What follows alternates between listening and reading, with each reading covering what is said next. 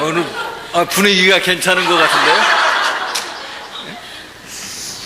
이런 분위기로 항상 갔으면 좋겠네요.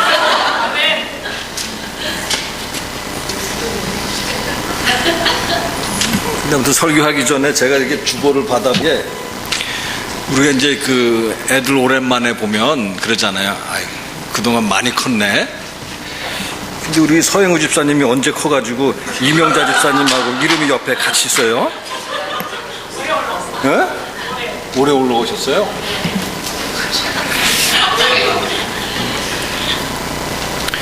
요즘은 제가 이제 잘 잊어버려가지고 우리 김봉님 권사님이 일전에 벌써 저한테 이제 헌신 예배 강사님입니다 이렇게 말씀을 해주셨어요. 근데 이제 까마득하게 잊고 있다가 지난주에 이게 무슨 그 루디아 헌신 예배인데 강사 얘기가 없어가지고 혹시나 하고 이제 물었더니만 이제 제가 또 강사래요. 그래서 이제 좀 미리 알았으면은 좀 이제 뭐 일정도 좀 잘 조정하고 그랬을 거다 그런 생각이 드는데, 오늘 전에도 한번 말씀드렸지만 목사에게는 이 절기 예배하고 이 헌신 예배 설교 준비하는 것이 이제 가장 어렵습니다.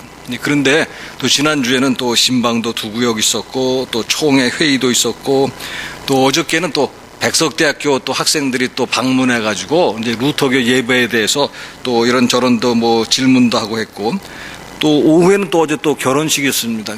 여러분 강남에 결혼식이 토요일 날 있으면 어떻다는 것 아시잖아요. 12시 반에 출발했는데 돌아오니까 5시 반이죠. 또 거기는 또 호텔식 또 그 결혼식이라 끝까지 결혼 예식 참석 안 하면 밥도 안 줘서 결혼식도 처음부터 끝까지 가만히 앉아서 후고 그 다음에 또 밥도 먹고 오고 뭐 이런 꼴이죠. 그러면서 이제 어저께 그 백석대학교 학생들 얘기는 그래도 루터교회가 비록 작지만 그래도 이제 은근히 좋은 영향을 미치고 있다 그런 생각도 듭니다. 또 그 가운데 하나가 요즘 이제 백석대학교가 속한 그런 교단 같은 데서도 이제 그 죄 고백과 사죄 선언을 한다는 거예요. 또 통합 다니는 그런 신학생도 하나 있었는데 자기네 교회도 죄 고백과 사죄 선언을 한다는 겁니다. 이 전에는 그 장로교, 감로교 어떤 교단도 이 죄 고백과 사죄 선언 안 했습니다. 우리 루터교회만 했었는데 이게 예배학적으로 볼 때는 반드시 들어가야 되는 거거든요. 그래서 이제 많이 하고 있다라는 이야기고, 또 이 그 백석대학 속한 그 교단에서는 이제 성만찬도 이제 한 달에 한 번씩 꼭 한다 뭐 그런 이야기도 들었습니다. 그래서 그래도 아무튼 조금씩 좋은 영향을 미치고 있구나 이제 그런 생각도 했습니다. 이제 오늘 먼저 9절 말씀 보시면은요, 사랑하는 자들아 우리가 이같이 말하나 너희에게는 이보다 더 좋은 것 곧 구원에 속한 것이 있음을 확신하노라. 너희에게는 더 좋은 것이 있다. 구원에 속한 것이 있다. 공동 번역에 보면은요, 구원에 속한 것이라는 것은 구원의 축복이다. 구원을 얻음으로 우리가 받을 수 있는 복, 또 구원을 얻음으로 받을 수 있는 열매들이 있다라는 것입니다. 물론 그것이 무엇인가 하면 여러분들이 이제 10절서부터 12절을 꼼꼼히 함께 보시면 거기에 단어가 나타나는데 그 단어들이 뭔가 하면 사랑과 소망과 믿음이라는 단어가 나옵니다. 10절서부터 12절 사이에 마치 그래서 히브리서는 사도 바울의 서신이 아닌데도 불구하고 마치 사도 바울의 서신을 보는 것과 같다 그런 이야기입니다. 사도 바울의 서신은 항상 사랑, 소망, 믿음이 항상 같이 나오죠. 예를 들면 고린도전서 13장 13절에 보시면 그런즉 믿음, 소망, 사랑 이 세 가지는 항상 있을 것인데 그 중에 제일은 사랑이라. 또 데살로니가 전서 1장 3절에는요 너희의 믿음의 역사와 사랑의 수고와 우리 주 예수 그리스도에 대한 소망의 인내를 우리 하나님 아버지 앞에서 끊임없이 기억함이니 우리 그리스도인들은 보다 좋은 것을 기대할 수 있습니다.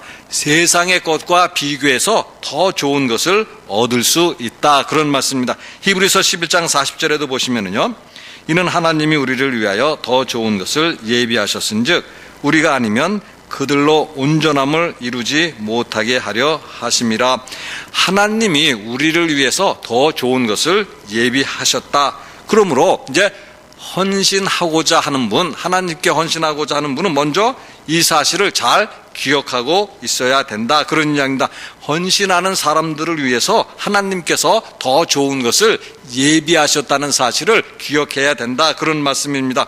우리는 예수 그리스도로 인해서 보다 나은 소망과 약속을 가지고 있는 사람들입니다. 그래서 사도 바울은 빌립보서에서 뭐라고 말씀하셨는가 하면 세상에서 나에게 유익하던 것을 다 잃어버리고 배설물로 여겼다. 그 이유가 뭔가 하면 더 좋은 것을 얻었기 때문이다. 그런 얘기죠. 더 좋은 것을 얻었기 때문에 이전에 세상에서 좋았다고 생각했던 것 다 버릴 수 있었다. 그 더 좋은 것은 뭔가 하면 예수 그리스도라는 보하다, 보물이다. 그런 이야기죠.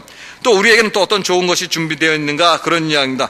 세상의 나라가 아니라 하나님의 나라가 준비되어 있고, 죽음이 아니라 생명이 준비되어 있고, 또 심판이 아니라 구원이 준비되어 있다. 이 좋은 것들이 늘 그리스도인들에게, 하나님의 백성들에게, 하나님께 헌신하고자 하는 사람들에게 준비되어 있다. 그런 말씀입니다.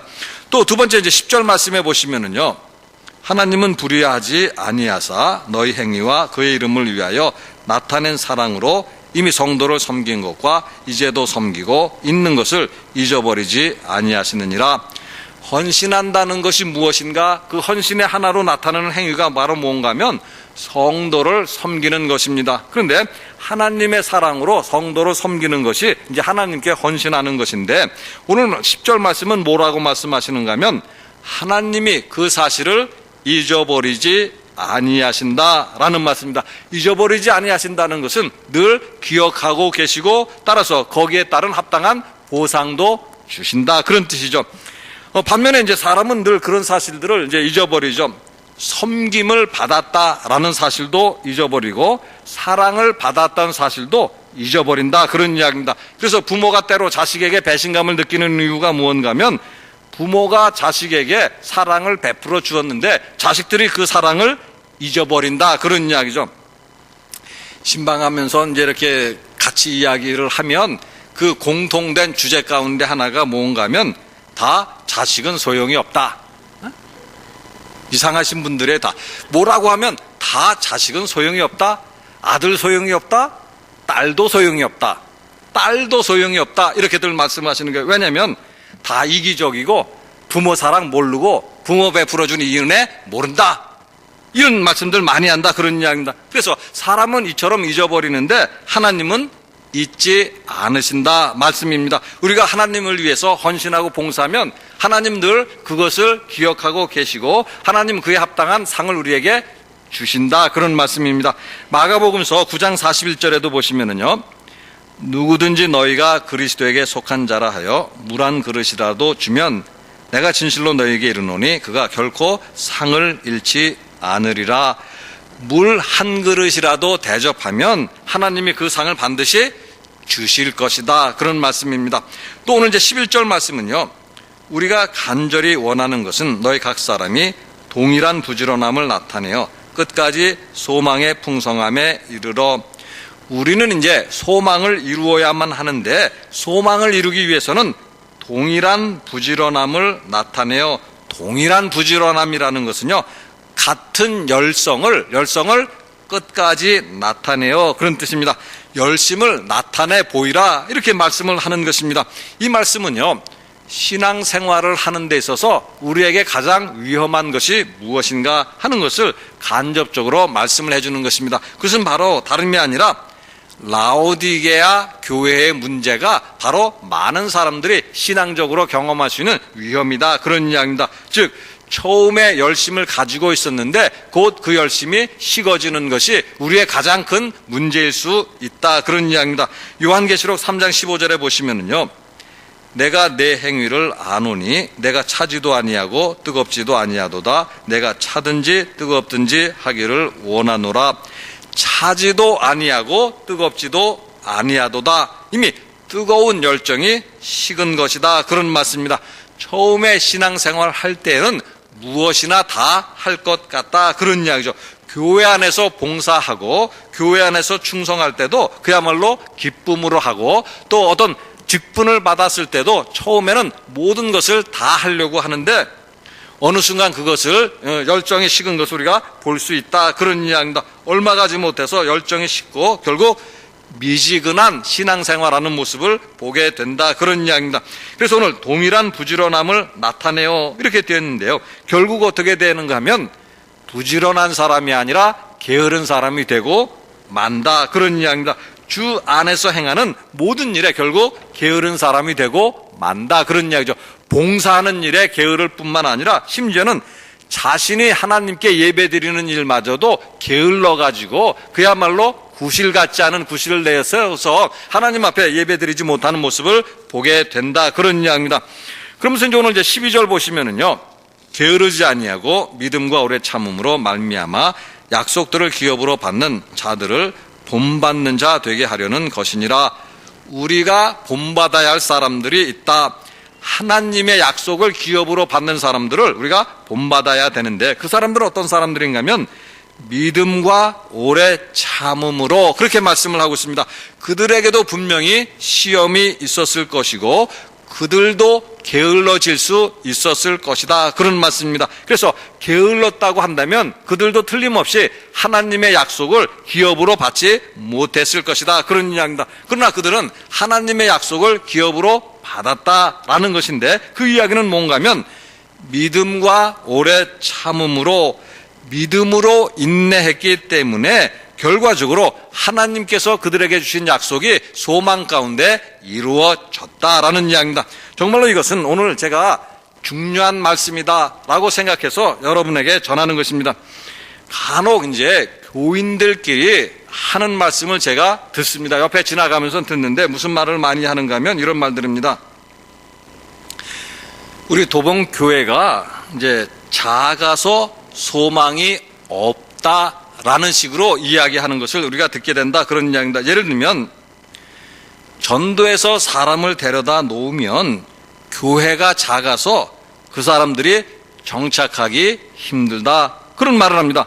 물론 전혀 틀린 말은 아니고 타당성이 있는 말이다. 그런 이야기입니다.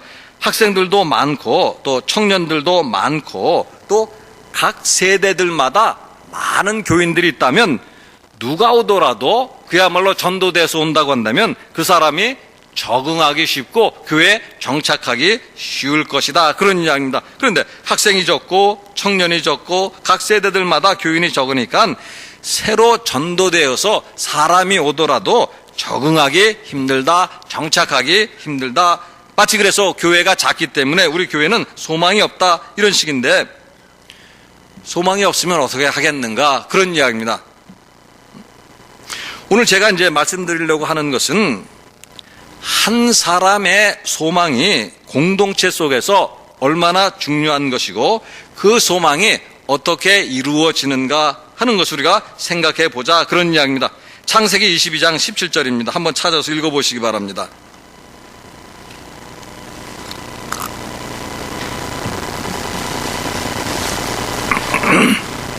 창세기 22장 17절입니다.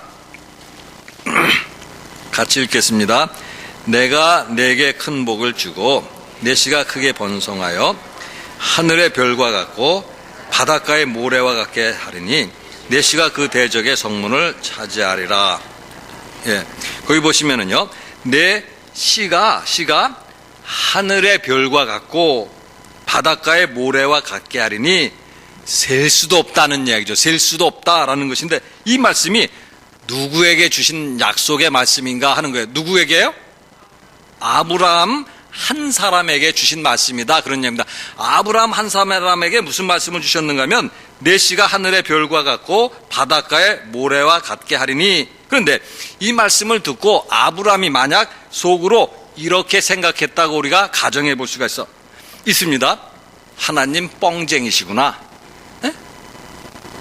어떻게 나 한 사람이 하늘의 별과 같이 되고 바닷가의 모래와 같이 되는가?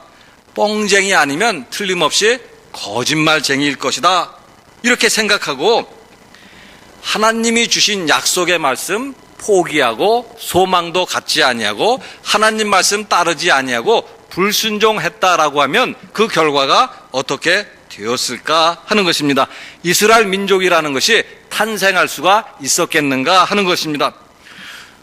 오늘은 제 스타일은 아닙니다. 예화를 많이 드는 것은 제 스타일은 아니지만 오늘 특별히 예화를 몇 가지 들겠습니다.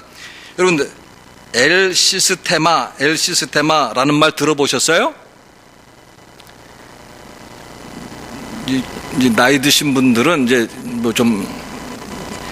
엘 시스테마라는 것은요, 베네수엘라의 빈민층 아이들을 위한 무상 음악 교육 프로그램의 이름이 바로 엘 시스테마입니다. 1975년도에 경제학자이자 아마추어 음악가인 호세 안토니오 아브레우 박사라는 사람이 시작한 것이 이 음악 프로그램입니다. 당시 베네수엘라는 가난한 나라였고 가난한 어린이들은 마약, 폭력, 심지어 포르노, 총기 사건 등에 늘 노출되어 있었다, 그런 이야기입니다. 그래서 그들에게 이제 음악을 가르칠 생각을 한 겁니다. 그래서 그들을 범죄로부터 보호하고 앞으로 미래에 대해서 어떤 비전과 꿈을 갖게 해주겠다라고 시작한 것이 바로 그 운동이다, 그런 이야기입니다. 그런데 그 결과가 어떻게 되었는가 하는 것입니다.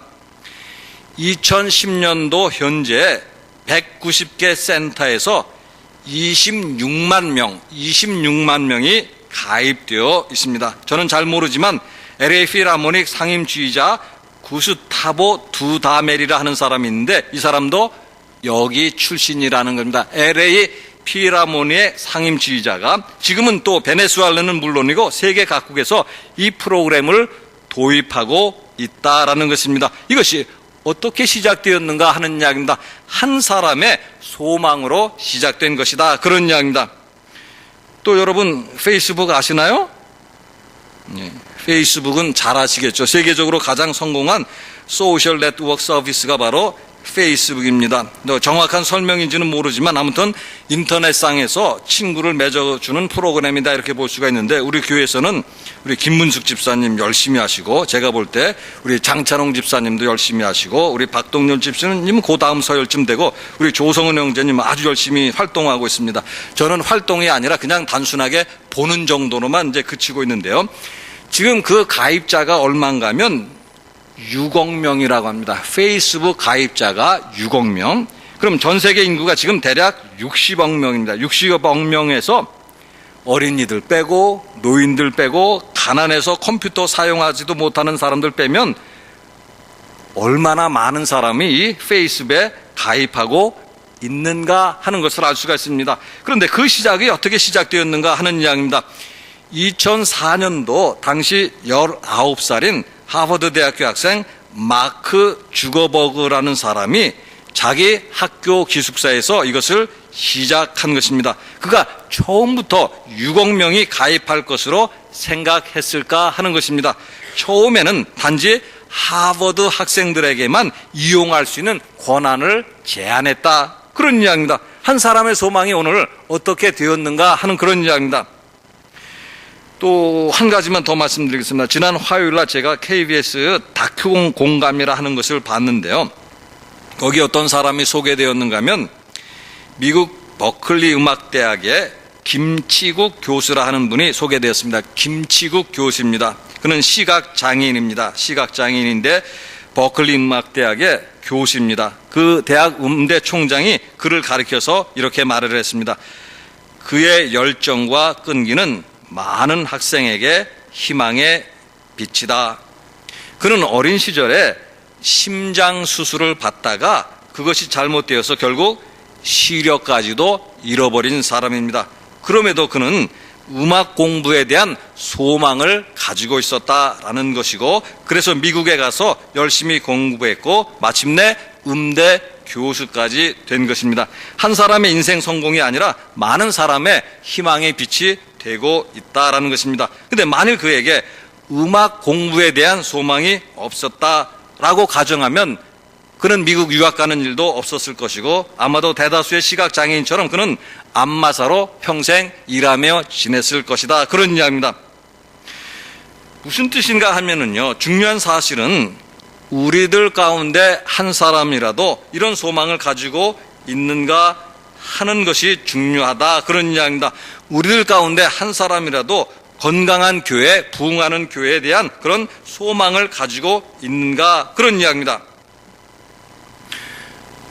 저는 그런 사람이 우리 교회에도 있다고 믿습니다. 그래서 그런 소망을 가지고 기도한 사람이 있고, 그런 소망을 가지고 드러내지 않지만 전도하는 사람이 있다고 믿습니다. 그래서 믿음을 가지고 그 소망을 바라본다면 그 소망은 틀림없이 이루어질 것이다. 그런 말씀입니다. 히브리서 11장 1절에 보시면은요, 이건 아주 유명한 말씀이니까 여러분도 다시 한번 펼쳐서 보시기 바랍니다. 히브리서 11장 1절입니다.